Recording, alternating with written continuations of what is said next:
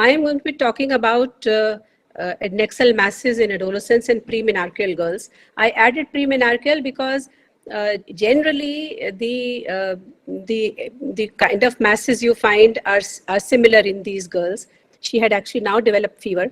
In the OPD, the urine was tested, microscopic, there were pus cells, and culture was given, sample was given for culture sensitivity. And on the basis of microscopy, she was prescribed antibiotics with a presumptive diagnosis of UTI. On day 5, the fever increased to 103 degrees Fahrenheit, but the pain decreased. The pain significantly decreased. Now she was advised an ultrasound, which showed multilocular cyst, 6 into 6 centimeter in the POD. The MRI was done to confirm the mass, the nature of the mass, and it was reported to be a dermoid. So now on day 6 of this story that started, she was admitted. She was still having fever. Her pulse rate was high. There was tenderness in hypogastrum and left iliac fossa. Her TLC was 10,000. Urine culture was sterile. And now a gynae consultation was requested after 6 days. And this was the ultrasound. Obviously, the gynecologist asked for an ultrasound. So the ultrasound showed a dermoid. And this was an MRI. The ultrasound had been done earlier, which was now reviewed. So it was just done the day prior. So the MRI showed a dermoid because you can see this fat area, this white area is the fat. And this is very, very typical of a dermoid, that if you use a fat suppressed sequence in MRI, then all the fat gets suppressed, and that actually confirms the diagnosis of dermoid. So she was taken up for laparoscopy, and this is the picture. So this was the mass, which was in the left iliac fossa, and there were 3 loops. The adnexa had twisted 3 times. In fact, this video was started a little late, but you can probably still appreciate that this is the point where the twist had occurred. So because this side is pink and this side is all blue-black. So the adnexa was detorsed, untwisted, and then the decision was taken to do a salping oophorectomy. So nowadays, the recommendation is to preserve the ovary because some studies have shown that even when the adnexa looks blue-black or the ovary looks blue-black, it may actually regain function and may show follicular activity at a later stage. So we can preserve the ovary and not remove the ovary when there is a torsion. But in this case, since the story was from 6 days and there was fever, there was pain. Now, one significant thing about pain is if you read somewhere the natural history of a torsion, then it very clearly tells you that when there is acute ischemia of actually any organ, like you get a heart attack, if there's a coronary is blocked and there is ischemia to the heart muscle. So any living tissue inside the body, if it is deprived of blood supply, there is acute pain. And in fact, when the tissue becomes dead, it becomes necrotic, the pain disappears. So this was the case, and we decided to do a oophorectomy. And the histopathology confirmed the suspicion. The left tube and ovary showed extensive hemorrhage and necrosis. And the ovarian cyst was consistent with a dermoid. Now the question is that a lot of times people say that the recommendation is to leave the ovary, detoss it and leave it. But what can happen if the ovary is actually necrotic? Number one, of course, you have to be going in really early to be able to save the ovary and have a functional ovary. So generally the ovary will not survive if it is complete blockade of the blood flow for about 12 hours, maybe max, you could stretch it to 24 hours. But the ovary is going to lose function because it becomes necrotic. But what happens if the ovary is necrotic? Because you can't always make a diagnosis or histological diagnosis looking at the ovary. It just looks blue-black. And even like earlier we used to say, wait for a little while and see whether the color comes back. The color doesn't come back so quickly. So what happens if you have left an ovary which was actually necrotic? So what can happen is that the patient will have some fever for 5 to 7 days, which is like a reaction to to necrosis inside the body, and then there will be auto amputation. The ovary will probably just get detached and drop off. In fact, I have done laparoscopy on a patient who was 25-year-old. She came for a medical examination because she was joining a new job, and there was a mass about 6-7 centimeter found in the POD, and that is how she was referred to me. And when I put a laparoscope in, so there was no ovary on one side, and there was this mass sitting in the POD. Totally, there was flimsy adhesions all around, but otherwise not attached to anything. We just removed it, and it was actually a necrotic ovary. So this is the answer to what can happen. So it will just fall off basically if it is non-totally necrotic. So the moral of the story is that consider adnexal mass in a young girl if she presents with abdominal pain in the differential diagnosis. What else can we find in these young girls talking about differential diagnosis? So in the little older teenage girls who are sexually active, remember to rule out ectopic pregnancy, non-pregnant ovarian tumors, torsion, abscess, fallopian tube, hydrosalpinx, hematosalpinx, tubo-ovarian masses you can get. Earlier we used to see a lot, still probably in government hospitals you see COX and presenting with tubo-ovarian masses or tubo-ovarian abscesses, paratubal cysts, Mullerian anomalies, and there can also be non-gynecological adnexal masses. So I'm not going to go through all these like a postgraduate lecture in this learned audience, because I'm just going to focus on the ovarian tumors. And interestingly, in the pediatric and adolescent age group, the majority of abdominal masses originate from the ovaries. So this is the most important organ that we need to look at when we're talking about adnexal masses in this age group. So adnexal masses, they're not that common, 1 to 2.6 per 100,000 girls. This is the incidence in the community. This is not a hospital-based statistics, which shows much higher incidence of adnexal masses. Most adnexal masses are functional cysts. Nearly 50% are functional cysts, whether they're follicular corpus luteum or theca lutein cysts. Then, of course, they can be neoplastic tumors. They can be benign or malignant. But again, benign neoplasms are commoner than malignant. Benign, the commonest are mature teratomas or dermoids, followed by mucinous and serous cystadenomas and endometriomas. Malignant ovarian tumors account for 1% of all childhood and adolescent malignancies. So not that common, fortunately, and the incidence of malignancy we all know increases with age. So how do we decide management? Well, we look at the presentation. The masses may be diagnosed incidentally like a functional cyst, or maybe with a little pain or spotting. Benign epithelial tumors, dermoids, quite often just on a routine scan we diagnose symptomatic. Commonest symptom is pain or heaviness. Usually pain and heaviness is seen in large cysts when they're more than 10-12 centimeters or in endometriomas. And acute pain patients present when there is a torsion or the ovarian abscess. The next point is, what is the risk of malignancy? So like I said, ultrasound is the best modality, cheapest, easily accessible, and most of the time good enough to make a diagnosis. If there is suspicion or inconclusive, then you go for an MRI.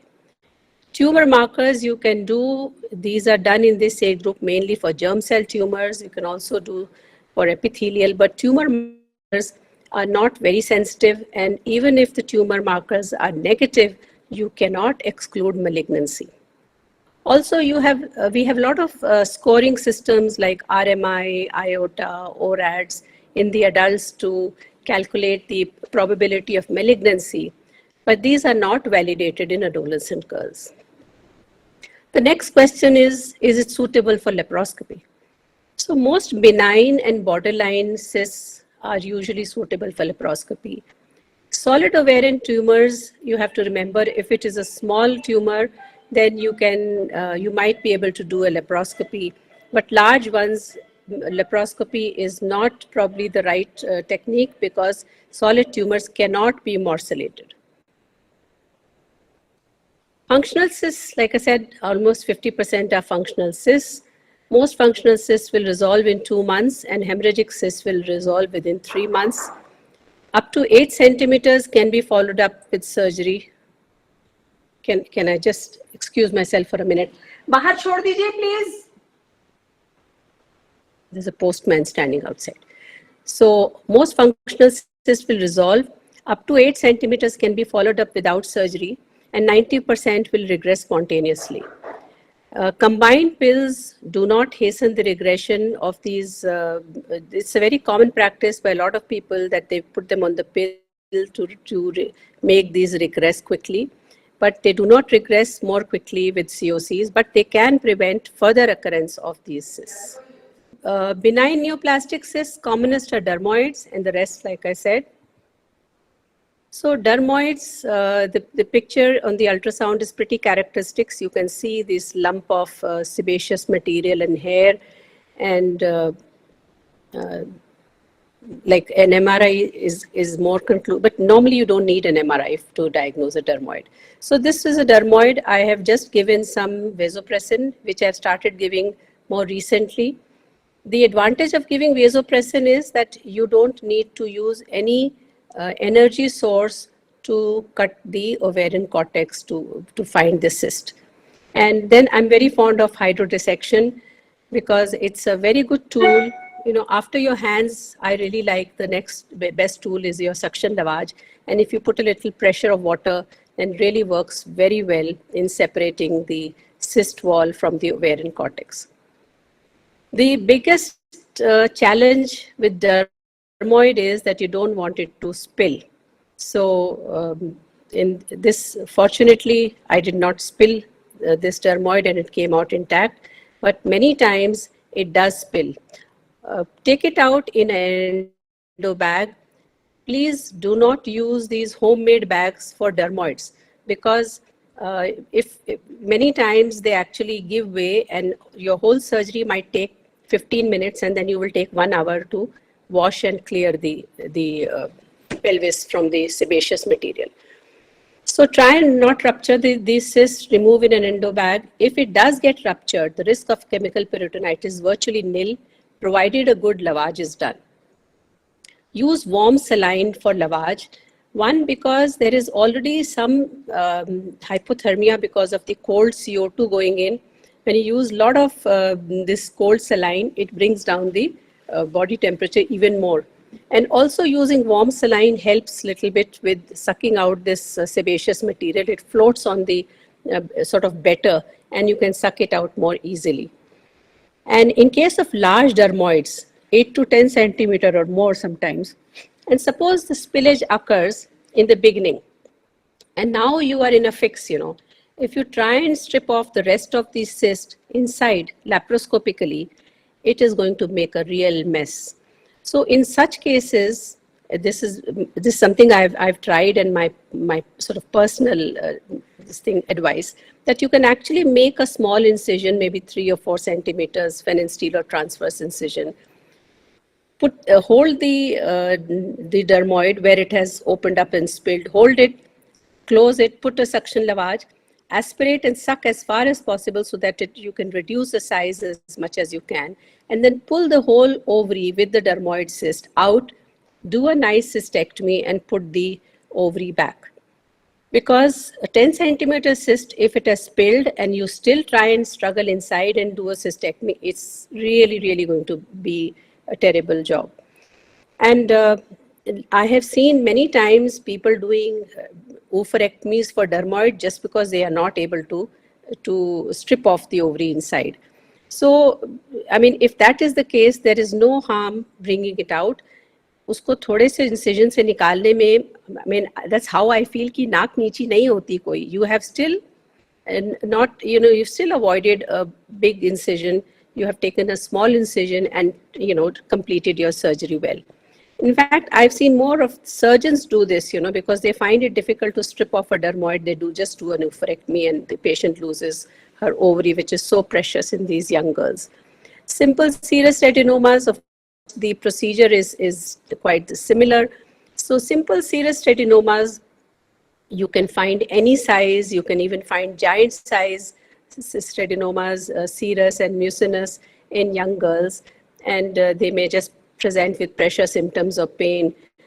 The procedure is again similar, so maybe I can just move on to the next one.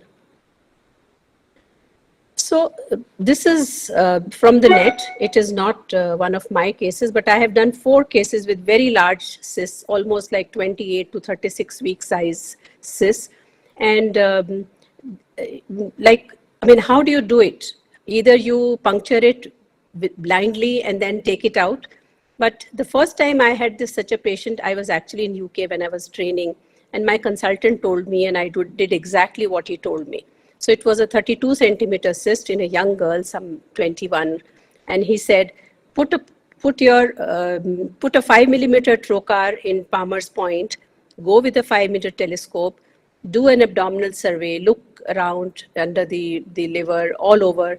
If nothing looks sinister that you can think of malignancy, then under vision, puncture it, aspirate it, then take it out, make 3 to 4 centimeters incision, pen steel, and pull out the whole cyst, do a cystectomy, put it back. So this is what I have done for every case after that. And I think it is gratifying rather than giving a big, large midline incision. Well, remember that these large cysts, you can also find borderline. So one of the patients, which I was saying I have done 4, one of them was actually a patient on histology. It was found to be borderline serous cystadenoma. And after 3 to 4 weeks, I went back and just simply did a laparotomy. And it was completely clean. There was no adhesion, nothing, and simple surgery. That ovary was out. So endometriomas, again, nothing new. We all know endometriomas. We've seen enough surgeries for endometriomas. So this was a large endometrioma in a young 20 years old girl. This was about 8 or 9 centimeter endometrioma. What I want to show you is not cystectomy. That's nothing great. All of you do it, and it's simple procedure. But if you see that the pelvis is completely clean, there was no adhesion. The cyst was floating. There was no adhesion to the bowel. There was no adhesion to the uterus. There was no adhesion to it was completely nicely. And when I tried to remove the cyst was coming out so beautifully. No adhesions to the cortex. When you have cysts which are sitting there for years, like we see so many of them now that when we do surgery, then they don't come out that easily. But in this patient, even the cyst was coming off so beautifully, so easily, without much effort. And you hardly need any cauterization. At the end of it, you can actually check. If there is a bleeder, you just pinpoint cauterize. So the purpose of showing you this video was that we all know there is a consensus, and we all recommend that in young girls, we should, as far as possible, avoid surgery with small endometriomas. But give them hormonal suppression, either COCs or Dinoges, so that they don't keep on increasing in size. Otherwise, there will be a point where she will need surgery. Or anyway, she is probably going to need surgery someday, but at least, that can be delayed till she has a child, and that's what we are worried about. That because we know that when we do a cystectomy, then one of the concerns is also reduction in the ovarian reserve. But the question is there any role of surgery? So if you talk about that, there is actually a role of surgery. And in a case like the one I showed you, when there are large endometriomas and they're left in situ and they keep sitting inside, they slowly become adherent to the uterus, surrounding structures, everywhere. The bowel is getting stuck everywhere in the POD, and they compromise future fertility. So in such patients, it is better to do a cystectomy, excise them, and then put the patient on suppression. Now, this is the right thing to do. The only thing is we don't generally talk about surgery too much, because in a country like ours, then everybody starts operating on every endometrioma. And that is where the problem starts, because we say that the first surgery should be the best by the most skilled person, so that hopefully the first surgery is the last. And but it doesn't happen. So everybody is trying. Everybody is trigger happy. So that is why we have to be very cautious when we recommend surgery. But yes, there is a role of surgery, and it is better to remove a large endometrioma early rather than sitting with it, because it slowly eats away the ovary and causes lot of adhesions. Malignant ovarian tumors incidence is 3 to 7% in childhood and adolescents. The probability of malignancy is higher in premenarcheal women. That means if there is an adnexal mass, the percentage of malignancy is higher in younger girls, simply because the functional tumors are not seen at this age.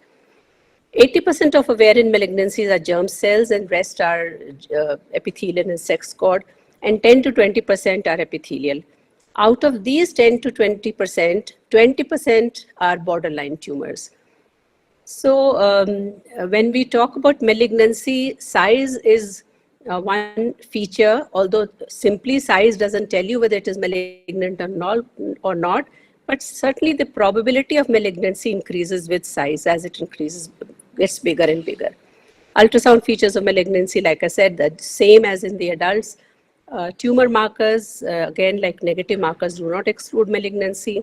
Fortunately, most of these malignancies in young girls are in stage 1A, so they're confined to one ovary, and our goal should be fertility sparing surgery. So you either do cystectomy or you do unilateral salpingoophorectomy.